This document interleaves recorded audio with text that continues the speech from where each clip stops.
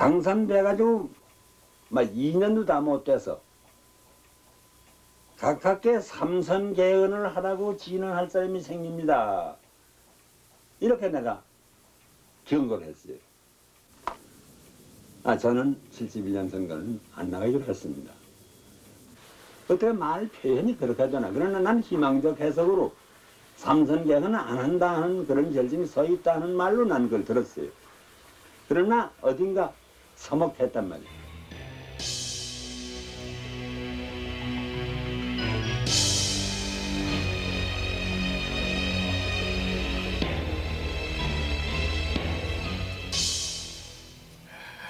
대통령 각하, 이번에 재선될 가능성은 충분합니다. 그래요? 그렇고 말고요. 그러나 당선인 응사가 아닙니다. 그 이후를 생각하셔야죠. 정 선생님, 그게 무슨 말씀이십니까? 평화적인 정권 교체를 생각하셔야 합니다. 그것이 안 되면 아무것도 안 돼요. 또다시 5.16 이전으로 되돌아가요. 혼란이 일어납니다. 각하가 대통령의 재선이 되시면 각하 주위의 여러 사람들이 각하에게 삼선 개헌을 하라고 조를 것입니다. 대통령의 재선 되시면 평화적인 정권 교체를 제1의 사명으로 하시고 후계자를 물색하셔야 합니다.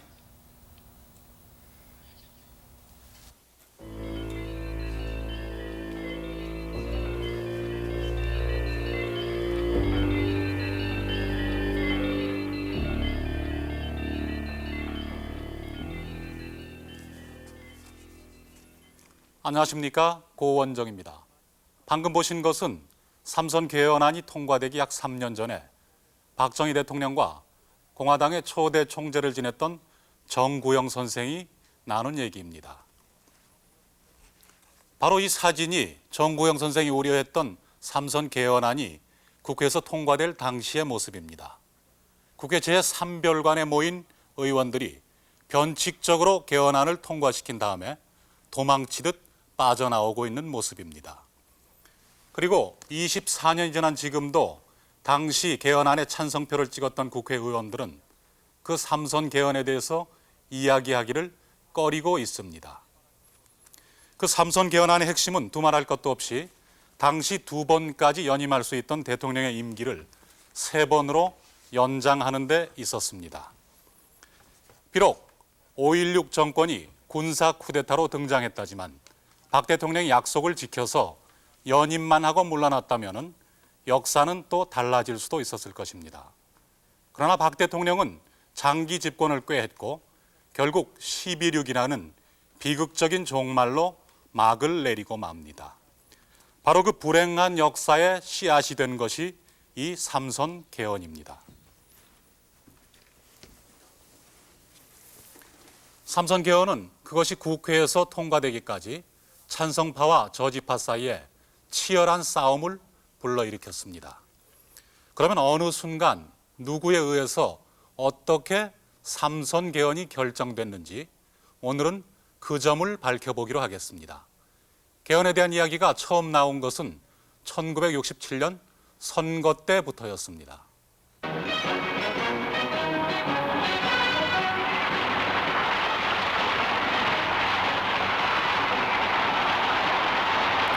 (67년) 대통령 선거 당시 박정희 후보에 대한 국민들의 지지는 대단히 높았습니다. 윤보선 후보를 압도적인 표차로 누르고 당선된 박 대통령은 자신감에 충만해 있었습니다. 대통령 선거 후에 곧 실시된 6.8 국회의원 총선거에서 야당인 신민당은 개헌 저지를 목표로 내걸었고 지원 유세에 나온 박 대통령은 삼선을 위한 개헌은 절대 하지 않겠다고 선언했습니다. 총선 결과 공화당은 개헌선을 훨씬 웃도는 130석을 확보했습니다.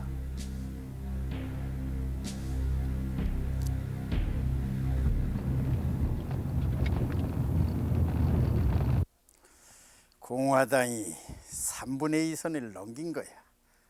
나는 정말 놀랐어. 나도 공화당의 당적을 두고 비례대표로 당선되기는 했지만 압도적인 다수 의석을 차지한 데 대해 반가워하기보다는 놀라고 당혹하고 우려했어. 무리한 선거 뒤끝이 어떻게 발전되어 갈 것인데에 대해 걱정이 앞서더라고. 공화당 안은 박 대통령의 연임이 끝나는 71년 이후를 생각하면서 둘로 나뉘어져 있었습니다. 한 부류는 박 대통령을 계속 옹립하자는 원내 4인방 중심의 개헌 추진파들입니다. 또 한 부류는 김종필 씨를 중심으로 박 대통령이 물러날 이유를 생각하고 공화당 창당 이념에 따라 모인 사람들이었습니다. 이 가운데 김종필 씨의 야전 사령관으로까지 불린 사람이 바로 김용태 의원입니다.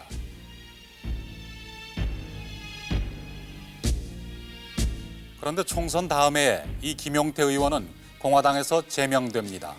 박 대통령을 비판하고 김종필 씨를 부각시키려고 당내 당인 복지연구회를 만들었다는 혐의 때문이었습니다. 그래서 이제 복지회라는 것을 이제 그런 식으로 해가지고서 개헌 반대의 가장 중추적이랄까 그 제일 꺾어놓기 힘든 김용태 같은 두드려 없애놓아야 이게 되겠다 하는 작업이 일환이 아니었나. 나는 저 복지회 사건이라는 것을 그렇게 인식을 하고 또 그렇게 나름대로 정리를 하고 있죠. 복지회 사건으로 당시 공화당 의장이었던 김종필 씨는 공화당을 탈당하고 정계 은퇴를 선언합니다. 개헌 추진파 입장에서 보면 이제 커다란 장애가 없어진 셈입니다. 선생님, 당의장의 사태는 막아야 됩니다. 이렇게 계속 밀려날 수만은 없지 않습니까? 각하를 좀 만나보시는 게 어떻겠습니까? 글쎄, 과연 그것이 좋을까? 대통령과 김종필 관계는 혈맹의 동지여 인척이야. 두 분 이상 가까운 사이는 없어. 그런 두 관계가 벌어졌는데 제3자인 내가 개입한다고 될 일이 아니야. 하지마 선생님, 지난번 총선 공천 때도 저희들이 얼마나 소외를 당했습니까? 이렇게 계속 밀려나다가는 우리 공화당은 박 대통령의 둘러리밖에 더 되겠습니까? 앞으로 닥칠 일이 큰일이구먼. 삼선 개헌으로 하려는 작자들이 날뛰고 있는데, 그러니 지금 중요한 것은 대비책을 세우는 일이야. 맞습니다. 비록 당의장이 사퇴를 했지만은 개헌을 반대하는 사람들이 아직도 많이 있습니다. 그들에게 서명으로 다짐을 받는 게 어떻겠습니까? 방금 보신 것처럼 6.8 총선을 전후해서 공화당 안에는 보이지 않는 다툼이 있었습니다. 그 당시 개헌안이 발의되면 국회 통과를 거쳐서 국민투표를 하게 돼 있었는데 국회에서 통과되느냐 안 되느냐가 결정적인 문제였습니다. 삼선 개헌은 바로 국회의원들의 손에 달려 있었습니다. 69년 초 당시의 국회 의석수는 총 175석입니다. 이것을 개헌안에 대한 찬성과 반대표로 나눠봤습니다. 당시에 개헌안이 국회를 통과하려면 재적의원 3분의 2 이상의 찬성을 얻어야만 했으므로 개헌안 통과선은 116석입니다. 그러면 우선 찬성 쪽을 보도록 하겠습니다.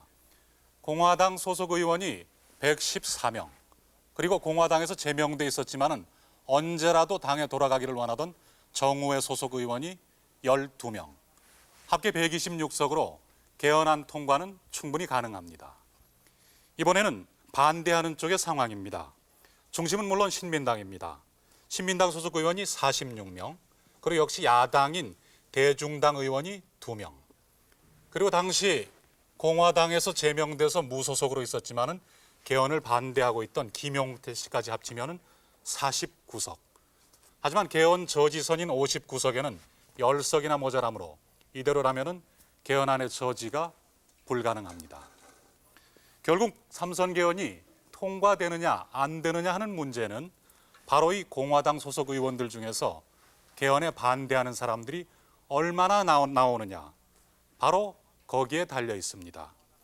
그런데 방금 보신 것처럼 공화당 안에는 정구영 선생을 중심으로 해서 개헌에 반대하는 의원들이 분명히 있었습니다. 69년도에 들어서면서 공화당의 윤치영 의장설위는 대통령의 중임 금지 조항을 포함해서 개헌 문제를 연구할 수 있다는 에드벌룬을 띄웁니다. 개헌 반대파들은 이때부터 본격적인 서명 작업에 들어가는데 특히 예춘호, 양순직, 윤천주 의원 등은 구인위원회를 만들어 개헌 저지 운동에 나설 것을 합의합니다. 그 구심점이 바로 법률가이자 공화당 초대 총재를 지냈던 정구영 선생입니다. 노심초사에서 그 개헌을 해서는 안 되겠다 이렇게 걱정하시는 분이 정구영 선생님. 그분을 중심으로 해서 우리가 그분을 지도자로 모시고 정신적인 지도자로 모시고 우리가 결속을 했었던 건데 이렇게 돼서는 도저히 안 되겠다 하는 그런 그 절박감 이런 것이 그분한테 있었을 겁니다.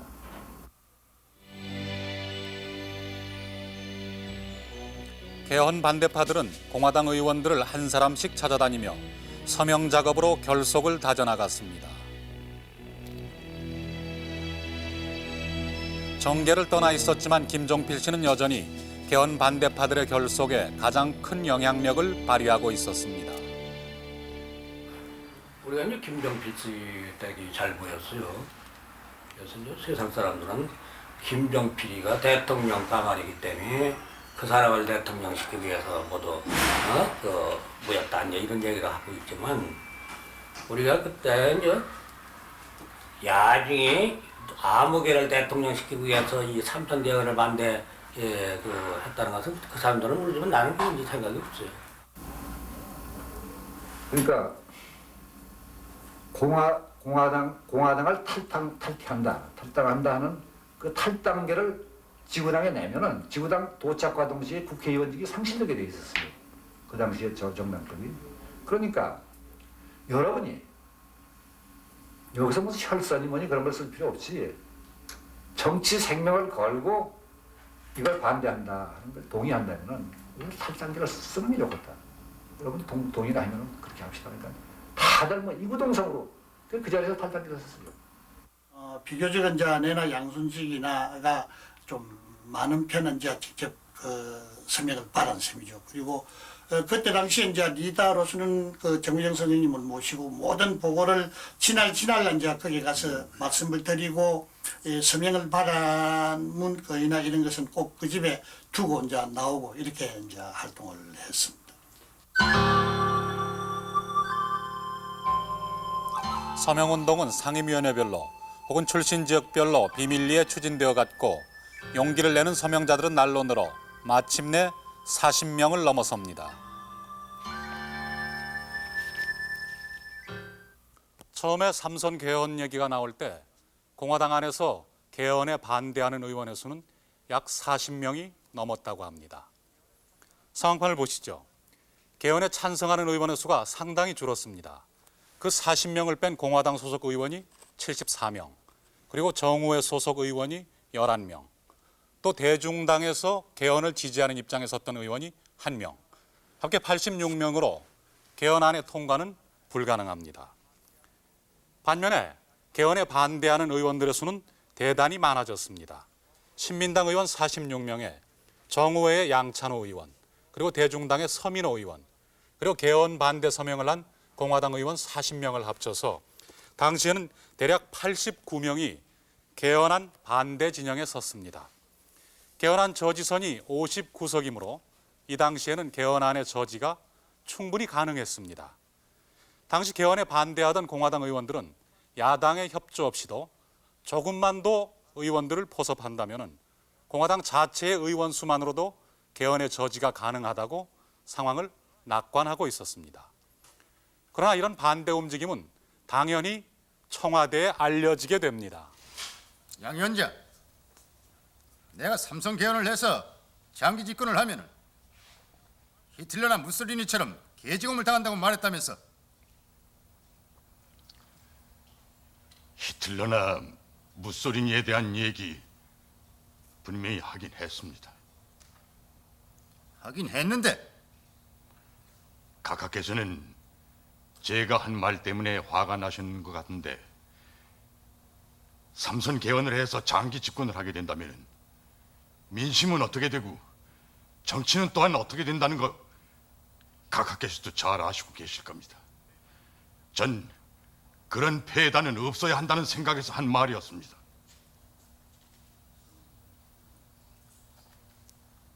각하께서는 지금껏 아주 잘해 오셨습니다. 8년의 임기를 마치고 나시면은 국민들 중에 아쉬워하는 사람들도 많이 있을 겁니다. 각하께서 다 하시겠다는 생각은 버리십시오.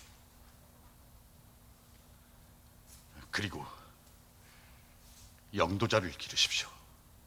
2년이면 충분합니다. 2년 뒤에 각하께서 지명하신 사람을 연단에 세워놓고 이 사람을 찍어달라고 하면은 국민들은 그를 지지할 겁니다. 그럼 종필이는 적이 없단 말이야. 제가 꼭 김종필 씨를 지목해서 하는 말이 아닙니다. 다른 어느 누구도 됩니다. 사람들이 하나둘씩 청와대로 불려 들어가고 있습니다. 양순직이나 박종태 의원은 소신을 지켰다고 하지만 다른 의원들에 대해서는 별의별 얘기가 다 들어오고 있습니다. 특히 그 5.16 출신들에 대해서는 각하께서 직접 손을 잡으시면서 이럴 수가 있느냐고 호소를 한다고 합니다. 또 김형욱이는 의원들의 사생활까지 들춰내면서 협박을 하고 있고요. 알고 있네. 나는 걱정 안 하네. 다들 다시 나한테 와서 사정을 얘기하더군. 그래도 개혁은 반대한다고 하지들 않던가. 아무리 감시하고 회의하더라도 우리가 흔들리지 않으면 그만이야. 지인 인사 대천명이라고 하지 않는가. 이때 4.8 항명 사건이 터집니다. 권오병 문교부 장관에 대한 신민당의 해임 결의안이 공화당 의원들의 무더기 반란표로 통과된 것입니다. 그 수는 48표. 권 장관은 물러났지만 항명에 따른 후유증은 폭풍을 예고하고 있었습니다. 근데 다 1년에 개헌받네요. 하여튼 권오병이만 쳐돌리면 말이지 그 숫자가 엄청난 숫자니까 아주 개헌 같은 건 뭐 이빨기도 못 나갔다. 이렇게 정남이가 툭 떨어지게 우리가 행동을 단결할 거 아니야. 그 계기로 한 것이 바로 권오병이가 제물로 됐다. 화가 난 박 대통령은 즉시 확대 간부회의를 소집합니다. 권 장관의 해임 건의권은 납득이 가지 않은 처사에 일단 당론이 결정됐으면 모두 따라야지. 이건 당의 체제에 대한 정면 도전이야. 당기위원회는 반당 분자들을 철저히 가려내서 몇십 명이 되든 가차없이 처단하라고. 공화당은 4.8 항명 주동자로 예춘호, 양순직, 박종태, 김달수, 정태성 의원 등 5명을 제명 처분했습니다. 제명 의원들은 개헌 반대론자들을 반당 행위로 낙인 찍기보다 당을 나가달라는 게 떳떳하지 않겠느냐. 공화당이 국민의 뜻을 얼마나 따를지 무소속으로 남아 사태를 지켜보겠다고 선언했습니다. 말로는 불신임 결의에 찬성표를 던진 주동자를 가려 징계한다고 했지만 그것도 아니야. 불신임 안에 반란 주동자를 가린 것이 아니고 개헌 반대 클럽의 주동 인물을 골라 빼버린 거야.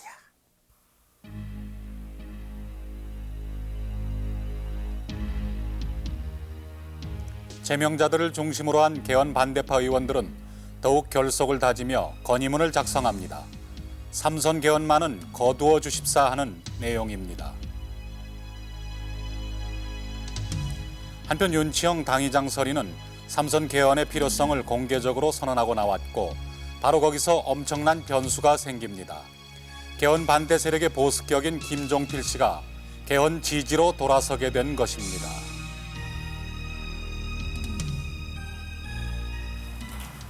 그 양반이 김종필 씨가 청와대를 갔는데 나는 집에 와서 전화가 왔더라고요. 선배니까 이해하겠다고. 이거 선배님 아니게 다 왔어요. 그건 맞아요. 잘 몰라요. 나는 그냥 동창이고 말이지. 또 내 성격이 또 그렇고 말이지. 이래서 그렇게 했는지는 모르지만 단둘이 만났어요. 그래서 김정필 말씀이 오늘 저는 가서 승낙을 했습니다. 그냥 깜짝 놀랐어요. 그 무슨 말을 그렇게 하셔? 우리는 어떡하고 말이 당신 뭐를 가려고 그랬다. 참 둘이서 만나가지고 임작하고 딱 대통령이 말을 꺼냈을 때 사람이면 도저히 그 얘기 안 됐을 거다 이런 건 이제 짐작을 했는데 이제 우리들은 표현은 그렇게 했죠. 역시 이 사람이 권력을 깊이 아니까 권력을 깊이 아는 사람들이 또 겁도 그만큼 안다. 그래서 막 그 이상 우리가 용기를 기대하는 게 잘못이다. 자해를 한 셈이었었죠. 김종필 씨가 개헌안 지지를 표명한 것은 대단히 중요한 문제입니다.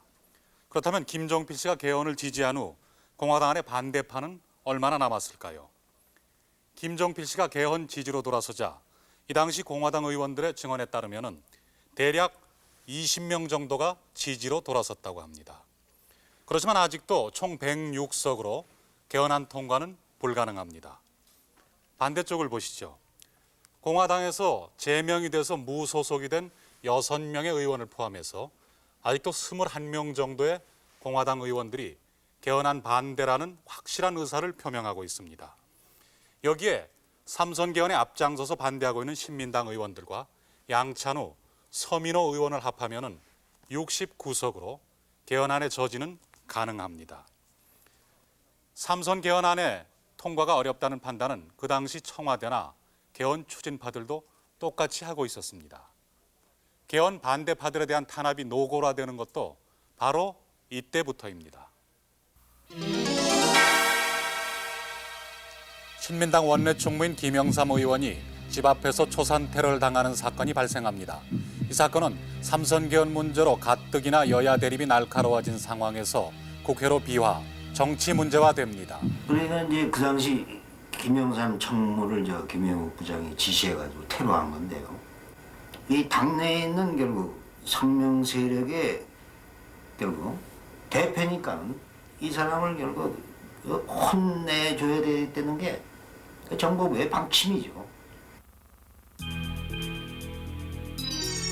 의석수로 개헌을 저지할 수 없었던 신민당은 전략을 대국민 설득으로 바꾸고 전국적으로 시국 대강연회를 엽니다.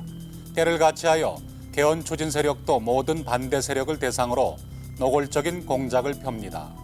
당시 공화당 안에 개헌 반대파는 물론 야당 제야 인사들에게까지 직접적으로 협박과 회유를 가한 사람이 김영욱, 이호락 이 두 사람이었습니다. 밤중 한 11시경이든가 집으로 남산 우회도로를 해서 돌아오는데 시방 같으면 남산 도서관 앞입니다. 그 부분에서 난데없이 큰 차가 나타나서 트럭 같은 거예요. 큰 차, 확신 기억은 못 하죠. 딴 거 생각하고 있다 치우시니까 우리 차를 정면에 받아버리지 않으시죠.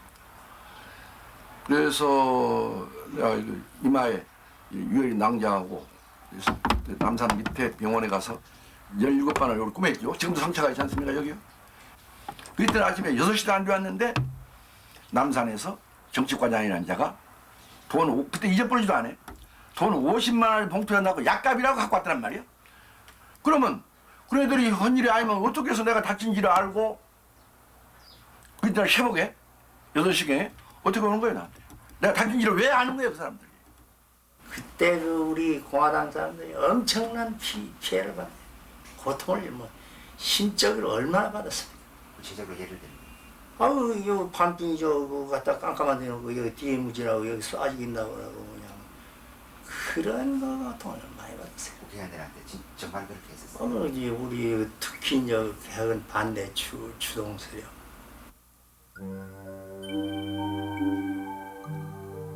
오랜 법조인 생활에다 당시 공화당 상의역이면서 동시에 개헌 반대파의 구심점인 정구영 선생에게는 가족을 통한 간접적인 압력이 가해져 왔습니다. 가족들을 신문하는 수사관들이 하는 말이 정 의장님이 부장한테 전화 한 번만 해주시면 다 끝나는 얘기를 가지고 왜 이렇게 고생을 하십니까? 그러더라는 거야. 결국 그 얘기는 김영욱 군한테 부탁하라는 것인데 그럼 얘기야 뻔하지. 내가 당신 청을 들어줄 테니 개헌을 찬성해 다오. 그럴 것이 뻔해. 젊은 애들 장난이지. 이거는 박정희 씨가 단 한 번도 직접 저희 선친께 무슨 사정을 한다든가 좀 도와달라든가 내가 사실 그전에는 안 한다고 그랬지만은 이제 마음이 변했으니 좀 선생님 도와주십시오. 직접은 한마디도 안 했어요. 끝까지. 저희들은 그렇게 추측을 하죠. 너무 부끄러우니까.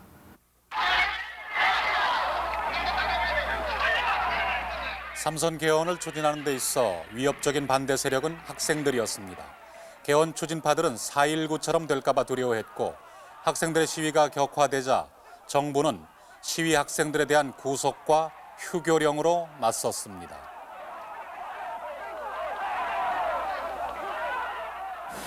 그때 이제 기대를 했던 것은 우선 국회 통과를 저지하는 것은 그 당시 김종필 씨가 어찌됐든 개인적 야심이든 또 당시에 나름대로 역사 의식이 있었는지 없었는지 모르겠습니다만서도 그를 중심으로 한 그 세력들이 개헌에 하여튼 그 반대를 하고 있어서 저 사람들이 좀 잘해주면 좋겠다. 그리고 그들에게 어떻게 좀 용기를 넣어줘야 되겠다 하는 그런 바람들을 막 국민들 다수가 가지고 있었다고 생각이 되는데.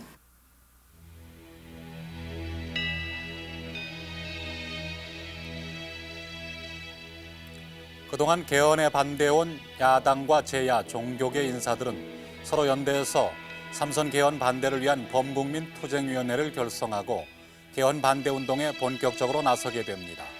이제 전국은 개헌 추진과 반대파로 완전히 갈라져 긴장된 상황이었습니다.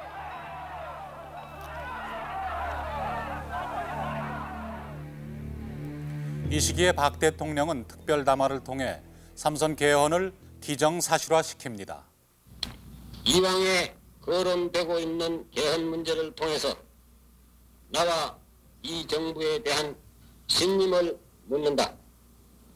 개헌안이 국민투표에서 부결될 때에는 나와 이 정부는 즉각 물러선다.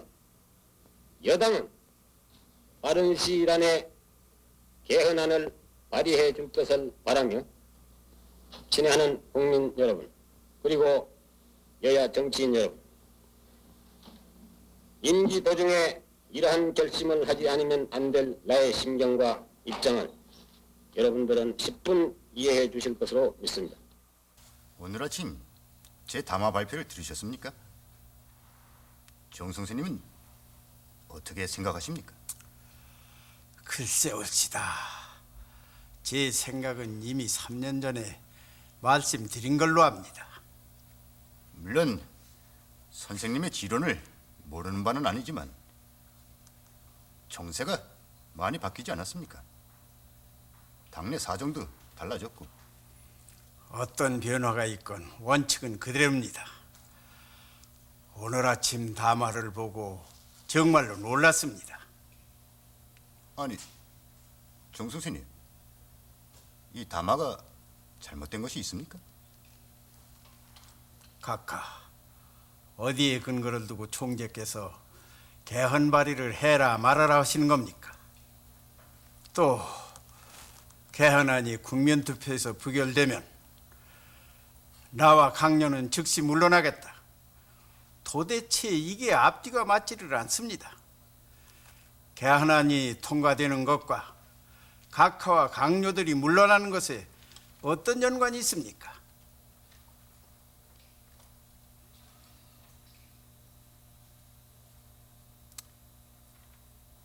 그거야 절차만 제대로 밟으면 되지 않겠습니까? 그럼 도대체 저를 왜 부르셨습니까?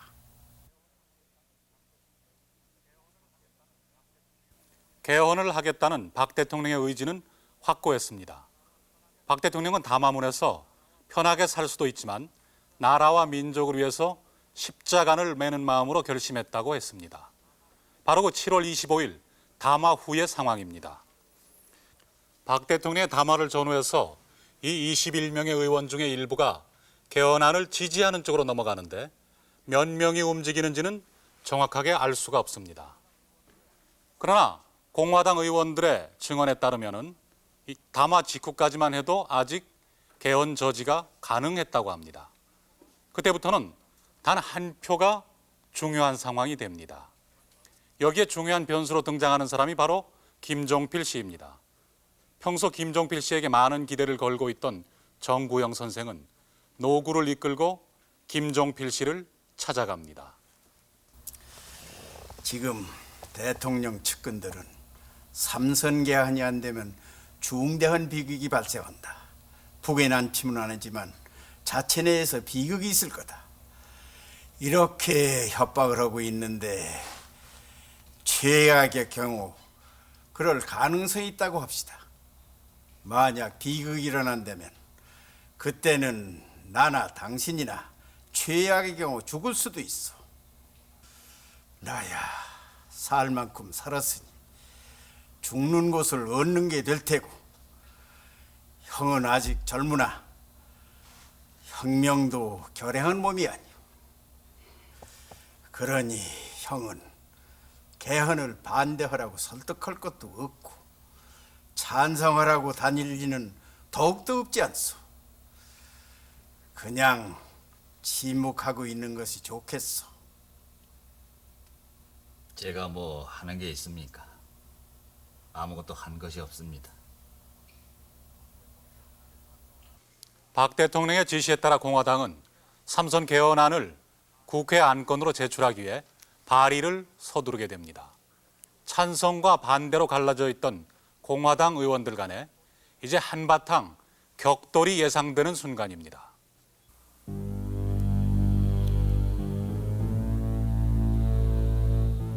대통령 담화에 따라 공화당 의원들은 영빈관에서 삼선 개헌안을 가지고 의원총회를 열게 됩니다.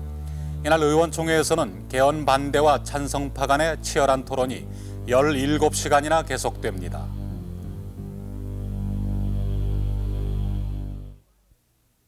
의원 여러분, 우리는 할 일이 많습니다. 국계의 도발을 막고 자주 국방을 이뤄야 하고 경제 건설도 지속해야 합니다. 누가 할 수 있습니까? 삼선 개헌에 대해서 국민들의 여론이 좋지 않다는 거 모르십니까? 개헌을 하는 것이 오히려 박 대통령의 명예를 더럽히는 것이란 말입니다. 단지 4년만 더 연임하시겠다는 겁니다. 그것도 선거에 의해서 결정하는 것이니 일방적으로 장기 집권이다. 이렇게 몰지 마십시오. 4.19 때 보십시오.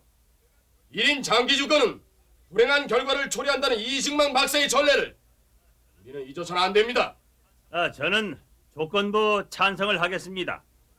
첫째, 이호락 청와대 비서실장과 김형욱 중앙정보부장은 물러날 것. 둘째, 중앙정보부는 정치 사찰을 중지할 것. 셋째, 당을 민주적으로 운영할 것. 그리고 넷째, 국민 투표를 공정히 실시할 것. 다섯째, 제명된 여섯 의원을 복귀시킬 것. 이만섭 의원의 선행 조건 제시로 개헌안은 만장일치로 통과되고 결국 김영욱과 이호락은 물러납니다. 선행 조건을 내 가지고 의원총회에서 만장일치로 가결을 해서 그게 이제 대표들이 청와대에 가져가서 그걸 대통령께 건의를 드리고 하는 과정에서 중앙정보부장이 청와대로 급히 달려와 가지고 이호락 실장 방에 들어서면서 하는 말이 김성곤이를 이걸 진작 잡아넣을 걸 그랬다. 그리고 이만섭이 이 새끼는 내가 죽여 하고 이제 김영욱 씨가 소리 질렀다는 거죠. 그러니까 역시 그 이호락 씨는 머리가 좋아가지고 이건 들은 이야기예요. 아니 뭐 김 부장 결국은 의원총회까지 비화되었으니까 우리가 물러나는 게 현명할 거야. 이렇게 말씀을 하셨다고 그래요. 그런데 내 생각은 이 삼성 개헌이 결코 바람직하지는 않다. 그러나 막 경제 재건하든 경제 건설하든 걸 요걸 4년만 더 하면 이루겠다고 그러시니 막 국민들이 납득하도록 하기 위해서는 이런 선행 조건을 해가지고 하자. 이랬던 겁니다. 그 시간 김용태 의원은 청와대로 불려가 박 대통령과 만나고 삼선 개헌에 대한 지지로 돌아섭니다. 그날 딱 한 2시간 얘기해서도 안 되면 내 박정희 대통령 앞에서 죽어서라도 이걸 좀 막아야겠다 이런 내 비장을 가고까지 했었는데 박 대통령이 마지막 방이 뭐라 그러냐면 야 5.16에 너하고 나하고 생명을 약속했지 않느냐. 약속했죠. 근데 생명을 같이 한 사람끼리 한쪽의 생명을 같이 한 사람이 무엇을 하기 위해서 무리스럽다 하자고 할 때 너 그렇게 인생을 쓰겠냐. 거기에서 내가 조금 마음에 동해가 왔어요. 그래서 이거랑 죽이 되든 밥이 되든 역사가 후퇴되든 사람이 망하든 기여하여갔습니까? 한다는 기라. 그래서 그럼 할 수 없죠. 이 무렵 신민당의 연주흠 의원이 그 전날에는 성낙현 조홍만 의원이 연달아 개헌 지지 성명을 발표합니다. 충격을 받은 신민당은 더 이상의 변절을 막기 위해서 신민당 의원 전원에게 탈당계를 받습니다. 박 대통령은 공화당 찬성파 의원 모두를 청와대로 불러 격려하는 자리를 마련합니다.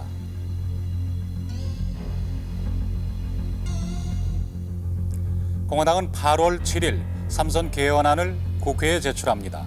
이제 국회 표결을 앞두고 찬성 의석 확보에 총력을 기울입니다.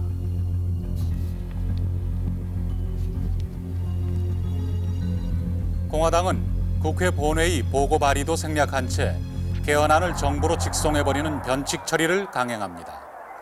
이 소식을 들은 개헌 반대파 의원들은 삼선 개헌 결사 반대라고 쓴 플래카드를 앞세우고 천으로 몸을 묶어 가두 시위에 나섭니다.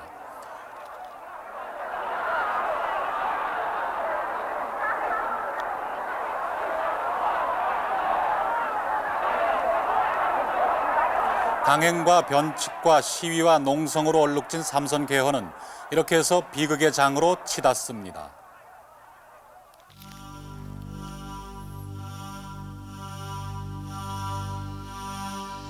박 대통령은 정구영 선생에게 친서를 보냅니다. 개헌안에 찬성하든지 아니면 당을 떠날 것을 요구했고 여기에 정구영 선생은 둘 다 거부하겠다는 뜻을 밝힙니다.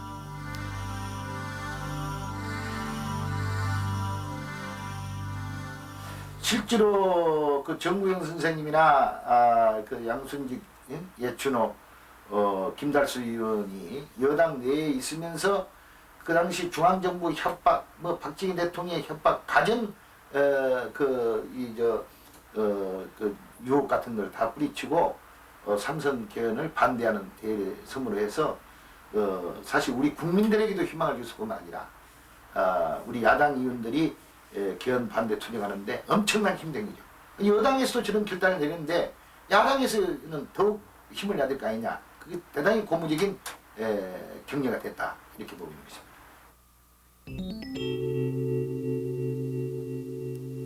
이때 신민당은 변절한 새 의원의 의원직을 박탈하기 위해 당을 해체해버립니다.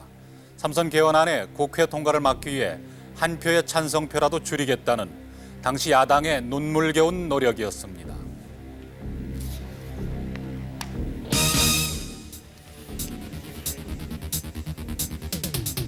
삼선 개헌 저지를 위해 발에 붕대를 감고 광주에서 서울까지 12일간 도보 행군을 한 신민당의 정성태 의원입니다. 정 의원은 서울역에서 국민들에게 보고대회를 가지려고 했으나 서울에 당도하자마자 경찰에 의해 강제로 귀가 조치됐습니다. 제일 효과가 있다고 생각하니까 아무리 생각해도 국회 안에서 손만 들고 나와 부르면 그건 뭐야? 아니 나도 말이야 이거 손 들고 내려 부르면 결국 한 표로 끝나버리기는 너무나 아쉽단 말이야. 그러니까 효과가 그것이 더 있다고 확신했기 때문에 우리 시작한 거지. 40명이 넘던 개헌 반대파 의원들의 수는 하루가 다르게 줄어들고 눈에 띄게 반대 주장을 하는 사람은 몇 명 남지 않았습니다. 대통령께서 결심을 하셨으니 우리도 당원의 입장에서 도웁시다. 우리가 이 정도에서 찬성하지 않을 수 없지 않습니까? 아니 당의장이 우리에게 삼선 개헌을 지지하라고 하니 이거 도대체 말이 됩니까? 지도자는요 한번 몸가짐을 그르치면 다시는 기회가 없어요. 당회장님, 제가 지금 당회장님 대통령 만들자고 이러는 거 아닙니다. 삼선 개헌도 장기 집권이기 때문에 반대하는 겁니다. 국민들이 뭐라고 하겠습니까? 4년만 더 하시겠다는 것인데 그걸 우리가 반대할 이유가 뭐가 있습니까? 의리로 치자면 나도 각하한테 많은 은혜를 입은 사람입니다. 그러나 이건 의리 문제가 아닙니다. 민족의 미래가 걸린 문제입니다. 당의장님, 그런 식으로 얘기할 거면 앞으로 우리를 부르지 마십시오. 여러분, 나한테는 점잖게 제동을 걸고 있지만은 아마 여러분들한테는 눈에 보이는 제동이 걸릴 것입니다. 그러니 각하의 뜻을 따릅시다. 그날도 내가 여러 번 얘기를 했고 이미 우리 내부에서도 규멸이 생긴 걸 알고 나는 더 이상 그 이장님하고 얘기할 겨를이 없습니다. 나는 하나 남더라도 소신을 관철하겠습니다. 그것은 우리가 처음 이 은연중 묵계를 한 거고 또 우리 모두가 정치보다는 나라를 더 사랑하고 교리를 더 아끼고 물론 우리가 만드는 당에 대해서도 우리는 뭐 남 못지않게 애당심이 없는 것이 아니지만은 당이 먼저냐 민족이 먼저냐 국가가 먼저냐 할 때 우리가 할 길은 난 자명하다고 봅니다. 이제 이런 얘기를 쭉 했더니 화를 바짝 내더라고요. 그래서 나도 막 문을 닫히고 나와버려. 그게 이제 마지막이었었는데 내일이 이제 토론이 끝나던 날이 이제 13일 날 그 오후입니다. 심지어 내가 그랬어요, 제이편한테. 그럼 당신이 정 그렇게 돌아선다면 그분을 도와줘야만 되겠다면 당신 혼자만 가시오. 국민들 데려가려고 하지 마시오. 여기서 한 10명이라도 남겨주시오.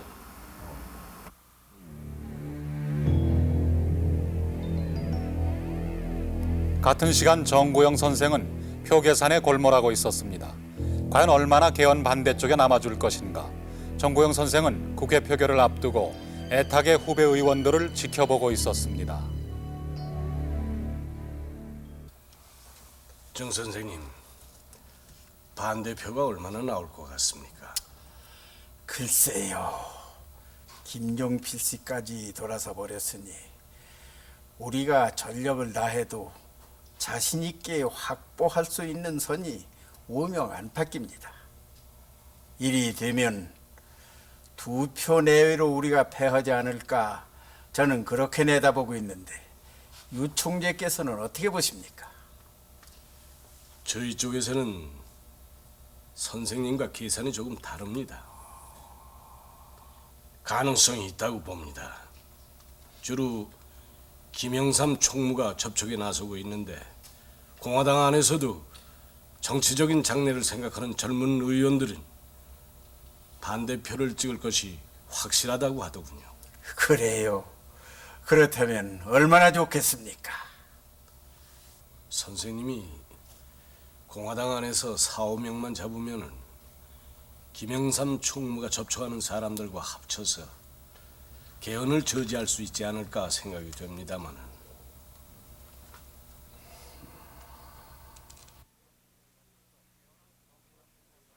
개헌안 저지와 통과 사이에서 정구영 선생과 유진호 신민당 총재의 판단은 이렇게 조금씩 달랐습니다. 표결 직전의 상황을 보겠습니다. 이 당시에는 공화당 의원이 1명 비행기 사고로 죽었고 여기에 신민당 해산으로 제명된 의원 3명이 의원직을 박탈당함으로써 전체 의원 수가 175명에서 171명으로 줄었습니다.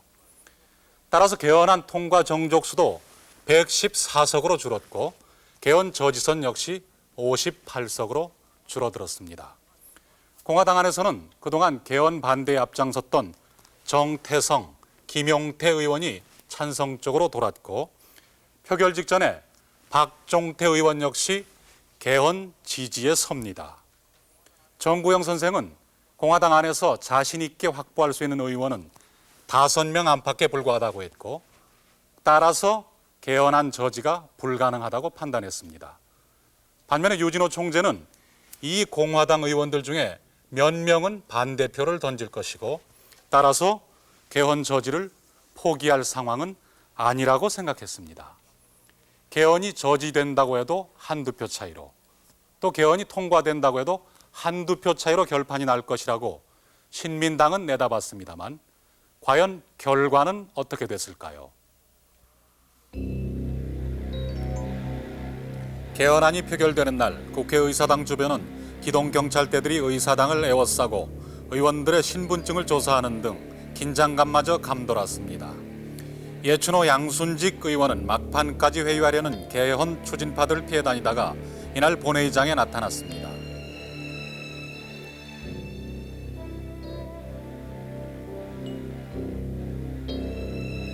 한 달째 개헌 반대 투쟁에 앞장섰던 대중당의 서민호 의원은 본회의장에서 과로로 쓰러지게 됩니다. 신민의 의원들은 농성에 들어가고 이호상 국회의장은 15일 본회의를 열 것을 선포하고 이날 회의를 정회시켰습니다. 개헌 반대에 서명한 공화당 의원 40명 중에 회의장에 있었던 사람은 예춘호, 양순직 의원 둘뿐이었습니다.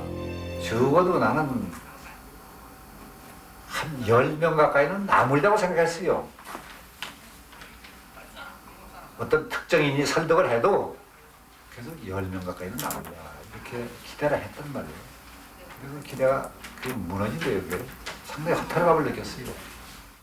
뭐 그때는 확실하게 이제 우리들이 아무 힘이 안 된다는 것을 이제 통보를 했지만은 6명 중에 이제 2-3사람이 그 입장을 밝혔을 그때 이미 우리들에게는 자신이 없는 것 같다. 이런 통보를 했습니다. 근데 그쪽은 그래도 행위나 그 중에서 어떤 사람들이 또 안 남겠나 하는 기대를 좀 하고 있은 게 아마 김영삼 씨 심정이 있을 것 같아요. 다음날 새벽 삼선 개헌안은 제3별관에서 변칙적으로 통과됐습니다.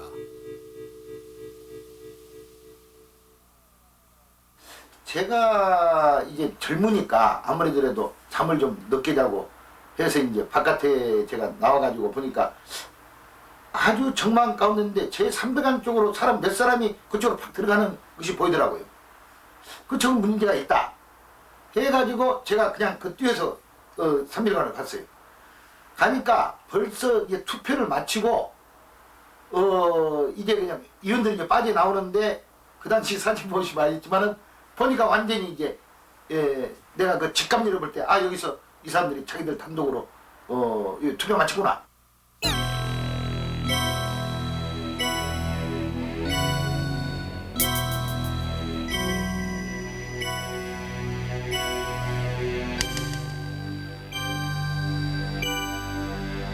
본회의장으로 이제 바로 길 건네 아닙니까? 가니까 제가 들어가기 전에는 이 통과가 됐는데도 뭐 잠자는 분들, 바둑 뛰는 분들 해다가 제가 들어가서 참 그랬어요.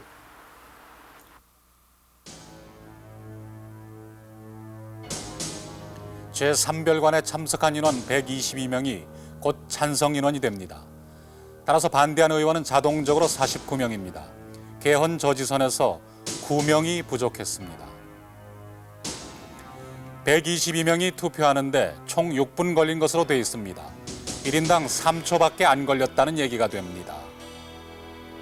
장기 집권은 영구 집권의 유혹을 낳게 돼. 내가 66년 겨울 박정희에게 삼선 유혹이 있을 것이라고 경고했어. 삼선을 하는 박정희에게 다음에 오는 것은 영구 집권의 유혹일 것이 분명해. 그는 정권을 놓지 못해. 선거가 그를 물러나게 하지 못해. 그것이 구태타의 악순환을 가져오게 돼. 내가 걱정하는 것은 바로 이런 악순환이야.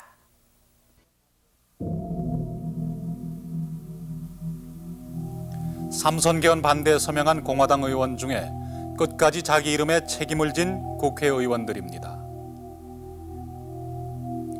예춘호 의원, 김달수 의원, 양순직 의원입니다.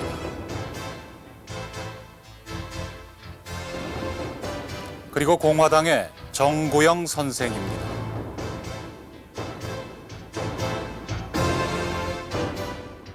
역사에 있어서 가정이란 아무 의미가 없다고들 말합니다마는 삼선개헌은 막을 수도 있었습니다. 단 몇 명의 국회의원들이라도 그릇된 타협을 하지 않고 정구영 선생처럼 원칙을 중요하게 생각했다면 충분히 가능했습니다. 그런데 삼선개헌은 통과됐고 역사는 암흑의 길로 들어섭니다. 그 결과는 어땠습니까? 5.16 정권은 쿠데타가 불가피했다거나 경제 발전을 이룩했다는 그 명분마저 잃게 됩니다. 더욱이 삼선 개헌 후에 박 대통령은 삼선도 아닌 유신으로 아예 종신 집권을 꾀하게 됩니다. 바로 정구영 선생이 예측한 대로였습니다. 이미 고인이 되셨지만 그분의 정신은 여기에 남아 있습니다. 우리가 만나본 당시의 여야 의원들은 모두가 정구영 선생을 존경하는 지도자였다고 말하고 있습니다.